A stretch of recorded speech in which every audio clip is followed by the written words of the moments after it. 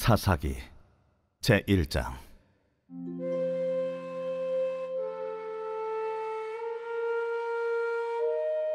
여호수아가 죽은 후에 이스라엘 자손이 여호와께 여쭈어 이르되, 우리 가운데 누가 먼저 올라가서 가나안 족속과 싸우리이까? 여호와께서 이르시되, 유다가 올라갈지니라.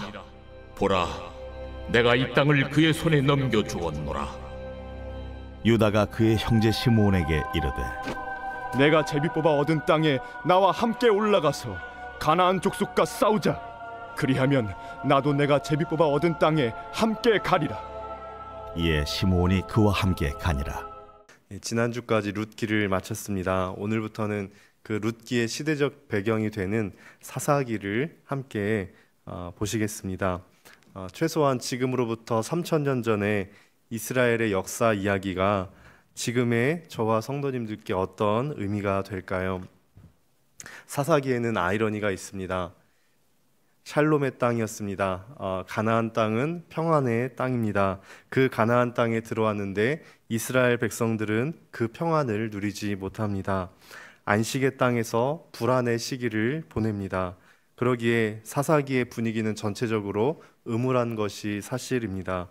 혹시 우리의 삶이 이런 모습을 보이고 있는 것은 아닐지요? 저와 성도님들께서는 예수 그리스도 안에서 진정한 평안을 누릴 수 있게 되었습니다. 예수님 안에서 그 평안을 누리며 샬롬의 삶을 사는 것이 마땅합니다. 그런데도 실제로는 평안이 없는 삶의 연속일 수 있습니다. 그런 점에서 안식의 땅에서 안식을 누리지 못했던 사사시대의 이스라엘은 우리의 자화상을 보여주는 거울과 같을 수 있습니다. 이스라엘이 이 샬롬의 땅에서 샬롬을 누리지 못한 이유는 무엇일까요? 첫째는 이스라엘이 하나님이 주신 사명을 감당하지 못했기 때문입니다. 남아있는 가나안 민족을 물리치고 몰아내고 약속의 땅을 완전히 정복해야 하는 임무가 있었습니다. 또 가나안인 사람들의 풍습에 본받지 않고 하나님의 백성답게 그 땅에서 사는 것이 이스라엘의 소명이었습니다. 그러나 이스라엘은 가나안의 풍요의 신들에게 매혹당하기 시작합니다.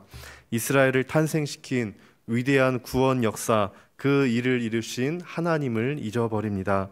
가나안인들을 몰아내는 이 하나님의 전쟁을 수행하지 못한 것은 물론입니다. 이스라엘은 가나안에 섞여 살면서 그들의 생활 풍습을 본받습니다. 둘째로는 이스라엘 백성이 가나안 민족들과 어울리고 그들의 신과 생활 방식을 받아들입니다. 그러자 하나님의 징계가 있었기 때문에 이스라엘에게 그 땅은 결국 평안의 땅이 되지 못합니다. 하나님께서 인근 국가들을 들어서 이스라엘이 죄를 지을 때마다 이스라엘을 징계하셨습니다.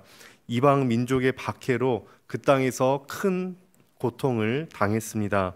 이스라엘은 젖과 꿀이 흐르는 땅에서 그 땅에 들어오고도 젖과 꿀을 먹기는 고사하고 징계를 당하고 고통스러운 나날을 보내야 했습니다. 그런데 사사기는 그저 사명을 이렇게 징계의 스토리로만 이어지는 스토리는 아닙니다. 이스라엘이 고통 중에 부르짖을 때에 하나님께서 사사들을 보내셔서 이스라엘을 구원해 내십니다. 실제로 저와 성도님들의 모습은 사사시대의 사사들과 또 다르지 않을 때가 있습니다. 왼손잡이 암살자 에훗, 여선지자 드보라, 머뭇거리는 농부 기드온, 첩의 아들인 입다, 여자만 밝히는 삼손 등이 사사기의 주인공들입니다. 이들의 약점을 지적하기 전에 우리에게도 이런 연약함이 있다는 것을 발견하게 됩니다. 우리도 이들같이 무지하고 순종하기 싫어할 때가 있고 불순한 동기를 지니고 살 때가 있지만 하나님의 은혜로 정결케 되고 의롭다함을 얻고 거룩해 되었습니다. 사사들이 인간적인 약점을 가지고도 여호와의 신에 감동되어서 믿음으로 나라들을 이기기도 하고 하나님의 백성들을 구원했다면 우리도 믿음으로 이 일을 감당해낼 수 있을 것입니다. 더욱이 우리에게는 성령의 충만함이 부어 주시겠다고 약속하셨습니다. 오직 성령이 너희에게 임하시면 너희가 권능을 받고 예루살렘과 온 유대와 사마리아 땅끝까지 이르러 내 증인이 되리라 하시니라. 우리가 성령으로 충만하고 우리 앞서 가신 예수 그리스도를 따라갈 때에, 믿음으로 그분을 바라볼 때에, 그러면서 우리의 사명을 감당한다면 안식의 땅에서 불안의 시기를 보내고 있는 우리 자신과 한국 교회에 진정한 안식을 가져다 줄 수 있을 것입니다. 이런 기대를 가지고 사사기를 본격적으로 보도록 하겠습니다. 성경 순서대로는 여호수아 다음에 사사기가 나옵니다. 여호수아가 죽었습니다. 이스라엘 곁을 떠났습니다. 그 여호수아는 이스라엘의 진정한 리더였습니다. 이스라엘을 인도하여서 가나안 땅을 건넌 그 리더가 여호수아입니다. 여리고성을 무너뜨렸습니다. 이스라엘에게 약속의 땅을 분배했던 그 탁월한 지도자였습니다. 민족의 지도자가 세상을 떠났지만 그렇다고 마냥 슬퍼하고 있을 수만은 없는 일이었습니다. 이스라엘은 그저 안식의 땅에 들어와서 편안하게 살면 되는 것이 아니었습니다. 하나님께서 이스라엘을 애굽에서 해방시키신 데는 목적이 있었습니다. 이에 이스라엘 자손은 여호와께 질문하는 것으로 사사기를 시작합니다. 1장 1절입니다. 여호수아가 죽은 후에 이스라엘 자손이 여호와께 여쭈어 이르되 우리 가운데 누가 먼저 올라가서 가나안 족속과 싸우리이까? 싸움의 사명이 남아 있었습니다. 가나안 땅에 들어가긴 했지만 여전히 그 땅에는 본토에 살고 있었던 민족들이 있었고, 그 족속을 향해서 내가 이 땅을 너희에게 주리라 하신 하나님의 말씀을 의지하여서 나아가서 싸워야 하는 그런 역할이 있었습니다. 이스라엘은 남은 가나안인들을 몰아내고 그 땅을 정복해야 했습니다. 누가 먼저 올라가서 가나안 사람과 싸우리이까? 라고 여호와께 물었을 때에 여호와께서는 이렇게 대답하십니다. 2절입니다. 여호와께서 이르시되 유다가 올라갈지니라. 보라, 내가 이 땅을 그의 손에 넘겨 주었노라 하시니라.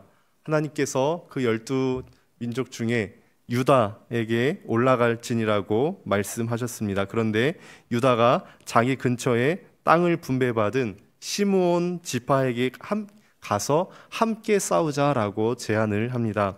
유다와 시므온은 야곱이 레아에게서 난 동복 형제이기도 합니다. 1장 3절입니다. 유다가 그의 형제 시므온에게 이르되 내가 제비 뽑아 얻은 땅에 나와 함께 올라가서 가나안 족속과 싸우자. 그리하면 나도 네가 제비 뽑아 얻은 땅에 함께 가리라 하니 이에 시므온이 그와 함께 가니라. 하나보다는 둘이 협력해서 싸우는 것이 효과적일 것입니다. 형제끼리 동맹을 맺는 것은 아주 적절하고 또 타당해 보입니다. 그런데 자세히 보면 유다 지파는 부분적으로만 여호와의 명령을 순종하고 있는 것을 보게 됩니다. 유다와 시므온이 올라가라고 하지 않으셨습니다. 유다가 올라가라 라고 하나님께서 2절에 말씀하셨습니다. 그런데 유다는 인간의 합리적인 계산을 근거로 자기 결정을 고집한 것입니다. 인간적으로 보면 혼자 가는 것보다 형제와 동맹해서 가나안인들과 싸우는 것이 낫기 때문입니다. 그런데 이렇게 인간의 계산을 자동적으로 우선하면서 하나님의 말씀을 부분적으로 순종하는 것은 문제가 됩니다. 물론 유다의 이 결정이 하나님의 뜻에 합하지는 않았지만 처벌되는 내용은 나오지 않습니다. 어쩌면 하나님의 말씀에 정면으로 도전하지 않는 한 하나님께서 인간의 자기 결정을 용납하시는 모습을 보여주시기도 합니다. 유다 입장에서도 이 정도는 괜찮을 거라고 생각했을 것 같습니다. 하나님의 명령은 결국 그 땅을 정복하는 것인데, 그 하나님의 명령을 더 효과적이고 확실하게 수행하기 위해서 다른 민족도 아니고 동족과 동맹을 맺고 싸우는 것이 뭐가 그렇게 문제가 되겠어? 라는 생각입니다. 이런 결정 태도가 심각하게 보이지 않을 수 있습니다. 그러나 인간의 자기 주장의 경향은 사사시대가 흐르면서 점차 강화되기에 이릅니다. 마침내는 사사기 17장 6절에 사사기 전반에 걸친 이스라엘의 영성을 한마디로 요약하는 이 말씀에 이르게 됩니다. 각각 자기 소견대로 옳은 대로 행동하면서 사사시대를 이스라엘 역사의 암흑기로 만들어가는 모습을 보게 됩니다. 건물은 한순간에 무너지지 않습니다. 조그맣게 금이 간 것을 대수롭지 않게 생각하는 것에서부터 무너지기 시작합니다. 이미 그때부터 무너지는 것은 어느 순간 예정되어 있습니다. 영적인 리더들, 유명 인사들이 갑작스럽게 도덕적인 무리를 일으키면서 추락하는 모습을 보게 되기도 합니다. 그러나 하나님의 말씀에 철저히 순종하지 못하고 조금씩 자기 의견대로 살면서 괜찮겠지 하며 눈 감는 것들이 어느 순간 큰 침몰로 나타나는 것입니다. 밤은 한순간에 오지 않습니다. 서서히 어두워집니다. 하나님의 말씀 순종의 철저함을 잃어버리고 조금씩 나의 생각을 덧붙이고 그래도 별일이 안 일어나는 것 같으니 무뎌지기를 반복하다 보면 영적 암흑기는 서서히 그러나 분명히 오기 시작합니다. 저와 성도님들께서 하나님의 말씀의 기준 앞에 철저히 돌아갈 것은 무엇이 있으신지요? 말씀을 순종하는 듯 하면서 나의 계산을 덧붙이고 있는 것은 무엇이 있으신지요? 작은 금이 가는 것에도 민감하게 여길 줄 아는 저와 성도님들 되시기를 축복합니다. 그런데 인간이 아무리 자기 생각대로 결정해도 하나님께서 정하신 것을 바꿀 수는 없습니다. 분명 유다와 시므온이 함께 올라가서 싸웠는데도 하나님은 이 땅을 유다의 손에 붙였노라 라고 선언하십니다. 1장 4절부터 20절까지 이제 이어지는데 거기에 나오는 표현들을 보면 마치 유다가 혼자 땅을 차지한 것처럼 그렇게 되어 있습니다. 1장 4절에 유다가 올라가매, 분명 시므온도 같이 갔지만 유다가 올라가매 라고만 기록되어 있습니다. 8절에 유다 자손이 예루살렘을 쳐서 취하여, 9절에 그 후에 유다 자손이 내려가서, 10절에 유다가 또 가서, 18절에 유다가 또 가사와 그 경내를 취하였고, 19절에 여호와께서 유다와 함께 하신 고로 그가 산지 거민을 쫓아내었으나, 마치 땅이 유다에게 돌아갔고 시므온에게 돌아가지 않았다고 말하는 것처럼 보입니다. 하나님의 뜻은 인간의 자기 결정의 자유에도 불구하고 끝내 성취되고 맙니다. 그래서 자기 주장을 포기하고 하나님의 뜻에 전적으로 순종하는 삶을 사는 것만이 유일한 살 길이 됩니다. 유다는 분명 유다가 올라가서 싸워 정복하라는 하나님의 말씀에 순종했습니다. 그러나 유다만 올라가라는 하나님의 말씀에 자기 생각을 덧붙여서 시므온을 데려갔습니다. 우리의 싸움은 하나님의 말씀에 순종하느냐 적극적으로 불순종하느냐의 싸움일 때도 있지만 그보다는 더 자주 하나님의 말씀에 전적으로 순종하느냐 아니면 어느 정도 내 생각을 붙여서 순종하느냐의 싸움일 때가 훨씬 많은 것 같습니다.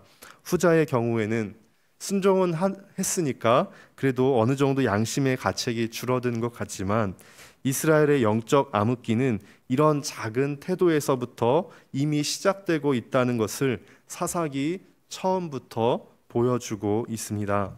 하나님의 말씀을 내 생각대로 잘라내고 덧붙이던 태도가 있다면 이 시간 회개하는 은혜가 있기를 축복합니다. 그리고 전적으로 순종하여 진정한 샬롬을 예수님 안에서 누리는 저와 성도님들 되시기를 축복합니다. 기도하겠습니다. 하나님 아버지 감사합니다.